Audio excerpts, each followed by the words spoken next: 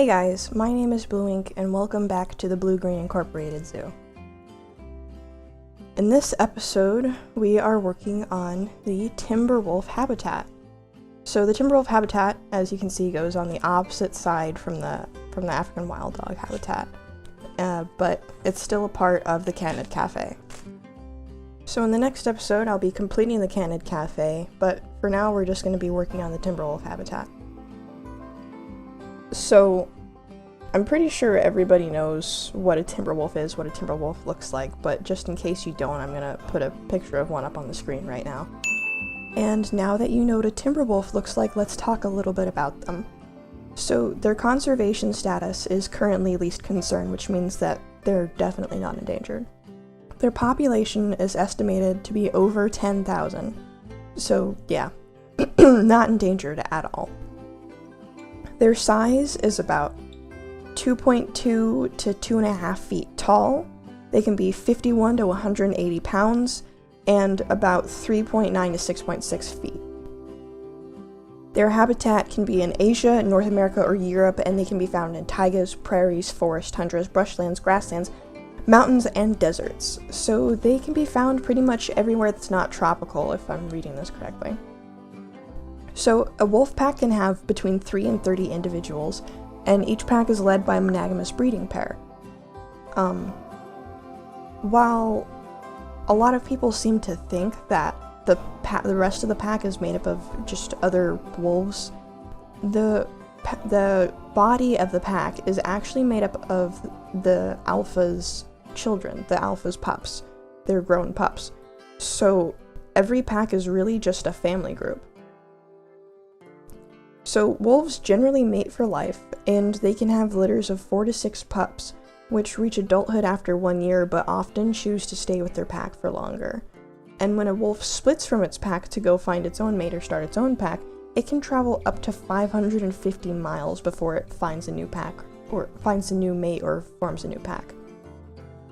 Now, as far as hunting goes, wolves will hunt mostly at night, especially in areas that are populated by humans and during times of warm weather.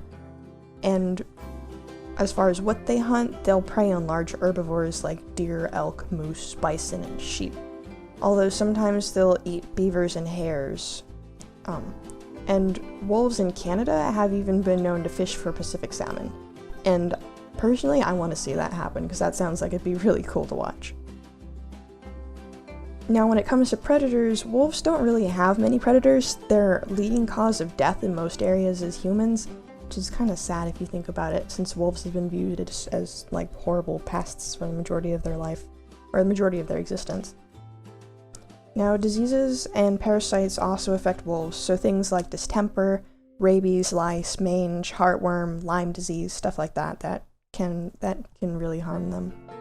And sometimes they're even killed by other wolves, I'm guessing in fights and random encounters, stuff like that. Now, wolves, like the African wild dog, have very advanced communication. They communicate with body language, vocalization, and scent. And with body language, even the slightest things can communicate. Things like their posture, their tail position, their facial expression, those all communicate. Those are all ways they use to communicate with their fellow wolves and with humans.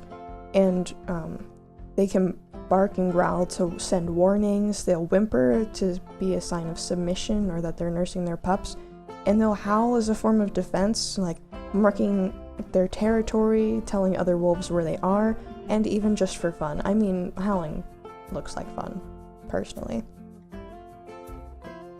Now, to cap this off, we're going to talk about a few fun facts about wolves. So, their top speed is 37 miles per hour. It's relatively fast. They're the largest wild dog species, and they can live up to 13 years in captivity.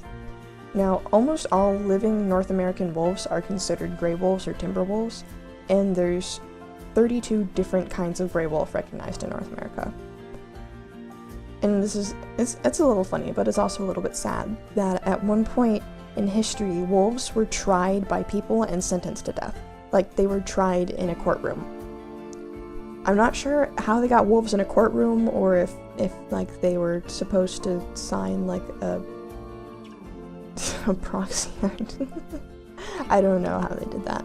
It's just a kind of a dumb thing that people do dumb things, and that's one of them. So a territory size for a wolf pack can be 310 to 930 square miles, and timber wolves are the second largest predator in Western Europe after the brown bear. So there you go, some facts about wolves. They're not the most interesting creature available in Planet Zoo, but they're not the most boring creature in Planet Zoo either. I think wolves are pretty awesome, not gonna lie.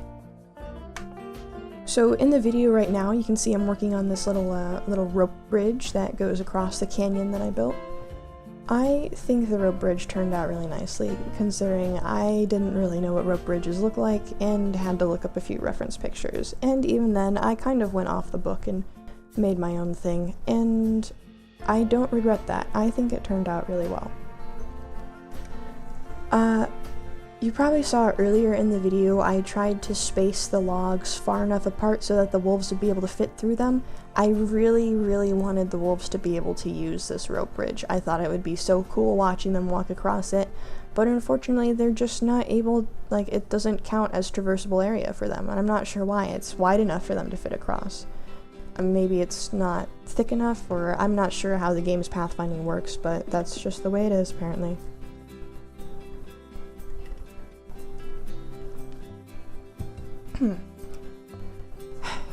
Yeah, it took me a long time to get this bridge down, but overall, I'm proud of it. Now, the habitat is pretty good for them. Like, they enjoy it, they have all the enrichment that they need, everything like that, but it's just a little bit small, just like the other habitat is. I think I might in the future expand it a little bit just to meet their requirement. But for now, they're relatively happy. It's good for fitting 2 or 3 wolves, which is kind of as many as I'll ever have in there. Now here you can see I'm adding in some crowberry, I think it's called, to make it look like ivy. This is something I learned from the wonderful Mike Sheets, who you should definitely check out. He is also a Planet Zoo, Planet Coaster, well, he's a Planet Coaster YouTuber, but he knows a lot about vegetation, and he's kind of my #1 reference on what to do with vegetation, considering I have no idea what I'm doing. Right there, the keeper dumped meat right in the middle of the habitat I was working on, so I put plants there, just to show my spite. At this point, I'm adding in some flowers, adding in some trees, making it look forested, because I wanted their environment, I wanted it to be kind of a contrast from the African wild dog habitat, which is the plains. I wanted it to look more like a forest, so I added in a bunch of trees, a bunch of vegetation, to make it look like it's a somewhat forested area, and this is sort of a clearing in it where there's just like a nice little river and stuff. I like the way the river turned out, even though I was too dumb to remember to use the glass barrier trick for the waterfall, which I'm gonna have to remind myself to do in the future. But overall, I think this habitat turned out really nicely, and I hope you guys enjoyed watching me build it. If you liked it, please hit that like button. It really helps me out a lot, and do subscribe if you want to see more in the future. Thank you all for watching. Like I said, I hope you enjoyed, and I hope to see you guys more in the future. And I'll catch you later. Bye.